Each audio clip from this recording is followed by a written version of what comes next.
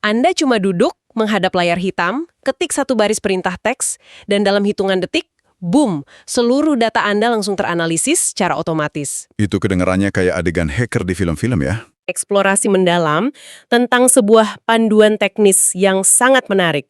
Kita akan membedah cara membangun terminal-based data pipeline atau bahasa gampangnya jembatan otomatisasi lokal.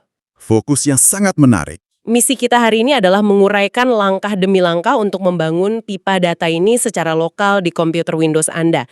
Spesifiknya di drive D ya, pakai PowerShell. Oke, jadi pergeseran paradigma dari antarmuka visual kayak browser ke baris perintah ini, sebenarnya ini tuh tentang mengembalikan kendali komputasi penuh ke tangan Anda sebagai pengguna. Mengembalikan kendali ya?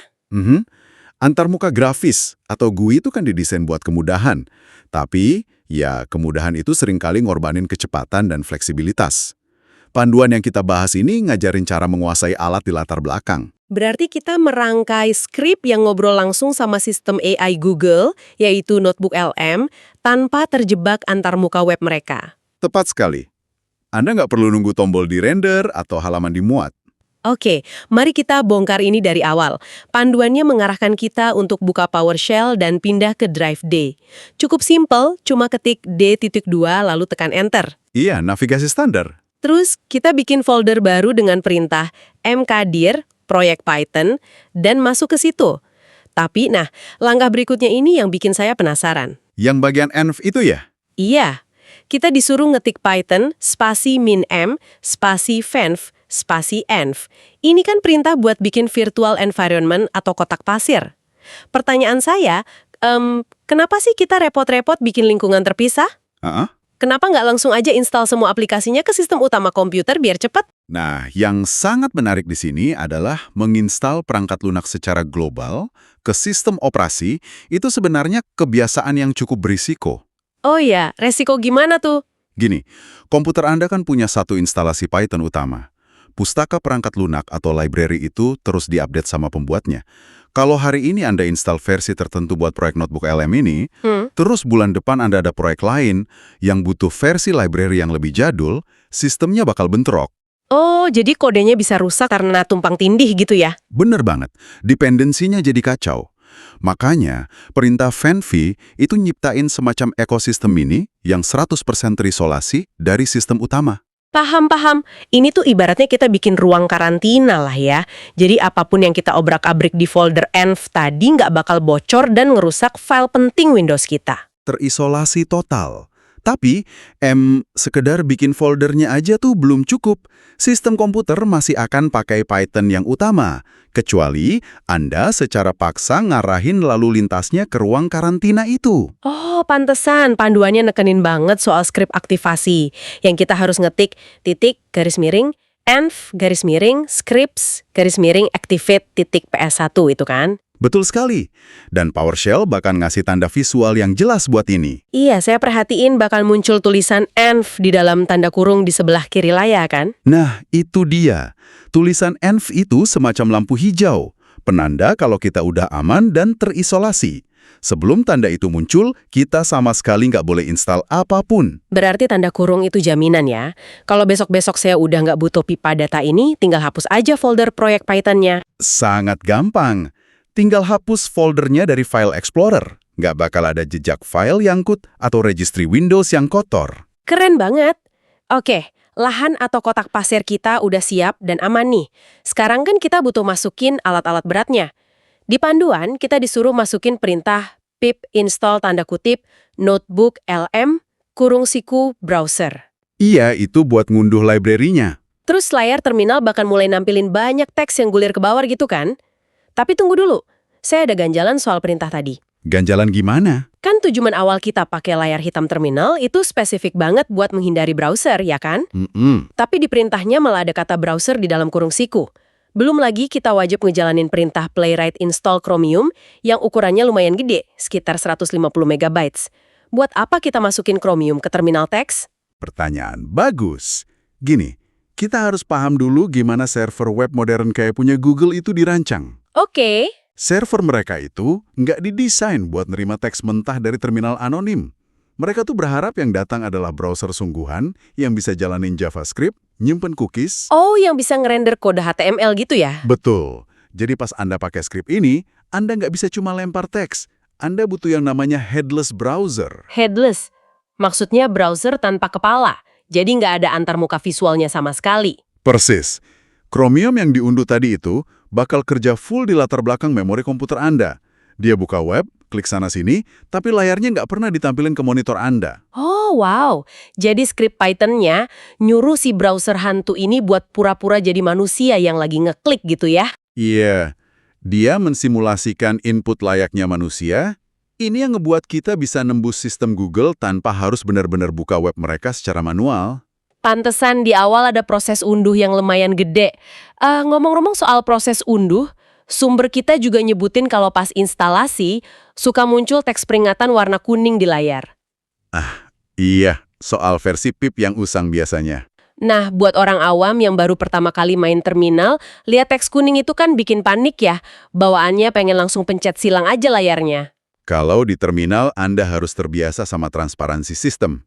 Antarmuka visual biasa kan sering nyembunyiin error kecil biar layarnya kelihatan bersih. Bener juga. Tapi kalau terminal, semuanya dimuntahin ke layar Anda. Teks kuning itu cuma peringatan ringan. Dia nggak membatalkan instalasi sama sekali. Jadi cuekin aja ya. Cuekin aja. Selama di akhir proses ada tulisan sukses, peringatan kuning itu nggak punya efek apa-apa ke sistem kita. Sip.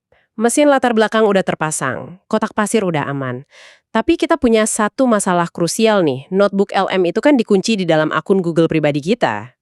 Butuh autentikasi? Nah, si browser tanpa kepala tadi kan nggak tahu kita ini siapa. Google pasti nggak bakal ngasih izin buat anonim buat ngambil data kan? Ini fase autentikasi. Dan ini titik di mana banyak proyek otomatisasi biasanya nyerah. Karena mahal. Iya, biasanya developer harus daftar API resmi, terus bayar per token, belum lagi ngurusin kode rahasia yang panjang banget. Nah, di sini bagian yang benar-benar menarik. Di panduan ini kita bisa ngelewatin semua sistem berbayar itu. 100% gratis. Bener! Perintahnya super simple, cuma ketik notebook LM, spasi login, pas kita tekan enter, sebuah jendela browser sungguhan bakal pop up. Ini satu-satunya momen kita lihat antarmuka visual. Cuma buat login aja. Kita masukin email dan password Google kayak biasa, pas udah berhasil kita tutup jendelanya, balik ke PowerShell, tekan enter lagi. Udah deh. Tapi gimana caranya sistem terminal ini ingat kalau kita udah login buat sesi besok-besok? Kan dia nggak nyimpen password kita. Script Python ini memang nggak pernah nyentuh password Anda. Waktu Anda login di pop-up tadi, browser dapat semacam session cookies dari server Google. Semacam kartu identitas sementara gitu. Persis. Nah, script notebook LMP ini bakal ngambil kartu identitas itu dan nyimpen secara lokal di komputer Anda di dalam sebuah file yang namanya storage_state.json. Oh, jadi file JSON ini ibarat cloningan dari sesi login saya dong? Betul, representasi terenkripsi dari sesi Anda. Jadi setiap kali Anda ketik perintah di terminal nanti, skripnya bakal nyuntikin file JSON ini ke dalam browser tanpa kepala tadi. Dan Google mikirnya itu saya yang lagi buka browser dari laptop gitu. Iya, Google lihat cookiesnya valid, langsung ngasih akses penuh. Anda sukses menjembatani sistem mereka tanpa bayar API spacer pun. Cerdik banget sumpah, bener-bener ngeretas alur kerja. Tapi panduan kita juga ngasih tahu satu potensi masalah di tahap ini. Kadang Windows tuh bandel, dia nggak ngenalin perintah notebook Elm, dan malah ngeluarin teks merah error. Nah, iya, itu biasanya karena sistem Windows gagal baca jalur atau path ke tempat library Python itu diinstal di folder virtual environment kita. Terus solusinya gimana? Katanya kita harus maksa pemanggilan via Python langsung ya? Betul! Alih-alih manggil nama programnya, kita panggil mesin Python-nya dulu.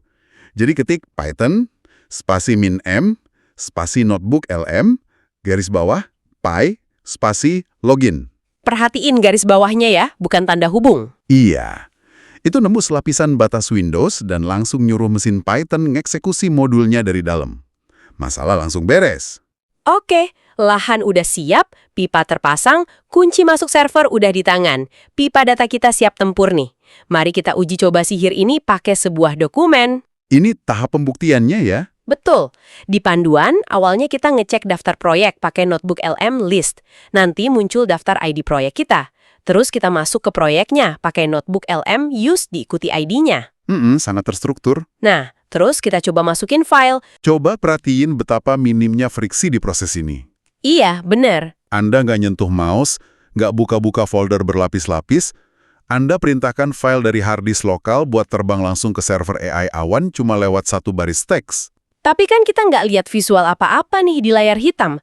Nggak ada loading bar. Gimana kita bisa yakin file PDF yang mungkin ukurannya puluhan megabytes itu beneran sukses ke-upload ke Google? Skrip ini punya mekanisme tunggu otomatis. Pas Anda tekan Enter, kursor di terminal nggak akan langsung muncul lagi buat perintah baru. Oh, dia nge-freeze bentar gitu. Iya, dia nahan eksekusi. Dia nunggu server Google selesai ngeparse seluruh teks PDF Anda. Pas Google ngasih sinyal sukses balik, baru terminal nampilin teks konfirmasi. Jadi kita cuma dapat status akhir yang faktual ya, bukan animasi loading palsu yang kadang udah 99% tapi gagal. Tepat, tanpa GUI, interaksi jadi lebih jujur. Dokumen udah masuk, sekarang kita masuk ke fase paling krusial, interogasi data. Tapi ada satu detail yang unik banget. Di akhir kalimat jawaban AI-nya, ada angka-angka di dalam tanda kurung siku. Kayak kurung siku 1 atau kurung siku 2. Ini kan format sitasi. Iya, itu penunjuk referensi. Pertanyaan saya, kenapa sistem terminal ini bisa ngasih sitasi sehalaman seakurat itu? Padahal kalau saya upload file ke ChatGPT biasa, dia sering ngarang bebas atau halusinasi pas disuruh ngutip sumber. Jika kita hubungkan ini ke gambaran besar, perbedaannya itu ada di arsitektur kecerdasannya. Kalau AI generatif standar, Anda itu berinteraksi sama ingatan parametrik mereka. Ingatan dari seluruh internet yang dia pelajari gitu ya? Betul. Pas disuruh ngerangkum, AI biasa gampang banget nyampurin isi PDF Anda sama pengetahuan luar yang dia hafal. Jadinya halusinasi. Tapi notebook LM ini pakai arsitektur yang beda, namanya RAG, atau Retrieval Augmented Generation. Retrieval Augmented Generation. Gimana tuh cara kerja komponen pencariannya? Pas Anda ketik pertanyaan, sistem ini nggak langsung mikir pakai otak besarnya. Dia lakuin pencarian matematis dulu. Dia ngambil potongan-potongan teks dari PDF Anda yang paling cocok sama pertanyaan. Oh, dipecah-pecah dulu dokumennya. Terus hanya potongan teks itu yang dikasih ke model AI. Instruksinya super ketat. Jawab pakai teks ini aja. Jangan pakai info dari luar. Wow, jadi ini kayak mesin pencari internal yang disuruh ngerangkai kalimat dari hasil pencariannya sendiri dong? Tepat. Itu yang namanya fitur grounding. Pengetahuan AI-nya diikat secara paksa ke dokumen Anda. Angka kurung siku 1 tadi, itu adalah bukti komputasi bahwa kalimat itu asalnya persis dari halaman PDF Anda. Zero hallucination dong berarti? Benar. Kalau infonya nggak ada di dokumen, AI-nya bakal bilang terang-terangan kalau dia nggak nemu. Gila. Bayangin efeknya buat riset mendalam. Buat mahasiswa bikin draft disertasi, analis hukum yang baca kontrak, atau jurnalis. Kayak contoh di sumber kita, ada pembuat konten YouTube yang pakai ini buat riset materi video. Iya, mengubah AI jadi mitra verifikasi fakta. Kita nggak perlu baca manual 500 halaman lagi cuma buat nyari satu fakta hukum. Semuanya presisi. Tapi, tunggu dulu. Saya kepikiran satu masalah praktis nih. Masalah apa tuh? Layar terminal ini kan sementara ya. Kalau saya nggak sengaja ngeklik tanda silang merah di pojok kanan atas, hilang semua dong teks analisisnya. Nggak ada tombol save kayak di Word kan? Memang terminal itu aslinya stateless, alias nggak nyimpen riwayat visual. Tapi karena kita pakai PowerShell di Windows, kita punya fitur bawaan yang luar biasa keren buat dokumentasi otomatis. Iya, panduan kita bahas perintah start transcript. Betul sekali. Caranya gampang banget, tinggal ketik start transcript, spasi, minus path, terus masukin lokasi filenya. Misalnya ke D.2 garis miring proyek Python garis miring log proyek .txt. Ini dieksekusi sebelum kita mulai nanya-nanya ke AI kan? Cara kerjanya tuh brilian sebenarnya. Dia mencabangkan aliran data dari sistem ke layar Anda. Mencabangkan gimana maksudnya? Jadi teksnya tetap muncul di layar terminal, biar Anda bisa baca. Tapi di saat yang sama, salinan persis dari setiap huruf, spasi, pertanyaan Anda, dan jawaban AI, semuanya langsung ditulis permanen ke dalam file teks di hard disk. Oh wow, jadi kayak perekam layar tapi versi teks gitu ya? Persis. Anda mau berdebat berjam-jam sama AI, ngebongkar pasal-pasal PDF, pas jendelanya ditutup paksa pun, Anda nggak kehilangan apa-apa. Semuanya udah beku di dalam file log proyek.txt itu. Aman banget. Tapi gimana kalau kita butuh elemen visualnya? Kadang kan teks error warna merah atau sukses warna hijau itu penting buat dokumentasi. Nah, lingkungan terminal modern punya solusinya. Kalau Anda pakai Windows Terminal, ada fitur bawaan yang namanya Export Text to HTML. Jadi ketimbang capek-capek nge-screenshot layar pakai snipping tool berkali-kali, Anda tinggal klik aja opsi ekspor itu, semua warna, latar belakang gelap, sampai format spasinya bakal tersimpan rapi sebagai file web HTML. keren banget. Ini cocok banget buat dokumentasi gaya tech savvy, terutama buat konten kreator yang mau ngasih lihat proses hacking data mereka ke audiens. Tampilannya lebih otentik. Benar, estetika baris perintah itu ngasih kesan kompleksitas yang elegan. Jadi apa arti dari semua ini untuk Anda? Kita udah berhasil ngebongkar cara menyingkirkan antarmuka web yang lambat, kita bikin kotak pasir yang aman, install browser hantu, nyolong kunci sesi login kita sendiri biar gratis, dan mengeksekusi arsitektur RAG yang anti halusinasi. Semuanya dari dalam antarmuka teks. Dan ingat, pendekatan terminal-based data pipeline ini benar-benar mengubah identitas Anda dari konsumen pasif yang cuma klik-klik tombol buatan perusahaan menjadi seorang operator, power user. Operator. Saya suka istilah itu. Kita jadi mandor yang mendelegasikan tugas berat secara terprogram. Dan sebelum kita nutup sesi ini, mari kita renungkan satu hal yang lebih jauh. Hari ini kan kita cuma eksekusi satu perintah buat satu dokumen secara manual. Tapi karena ini berbasis teks, arsitektur ini tuh fondasi murni dari pemrograman. Berarti kita bisa bikin skrip otomatis kan? Sangat bisa. Perulangan otomatis atau looping. Bayangkan jika hari ini Anda bisa memaksa AI untuk baca, menganalisis, dan ngasih sitasi dari dokumen rumit cuma dengan satu baris teks. Bayangkan maka yang terjadi kalau Anda mulai bikin skrip yang ngejalanin ratusan perintah ini saat Anda sedang tidur. Headless browsernya bakal jalan sendiri semalaman, menelusuri ratusan dokumen. Apa yang sebenarnya sedang bekerja keras di sini? Anda atau mesin Anda? Sebuah pertanyaan yang mendefinisikan era otomatisasi. Sebuah pemikiran provokatif untuk Anda eksplorasi. Terima kasih sudah ikut menyelam dalam diskusi kita.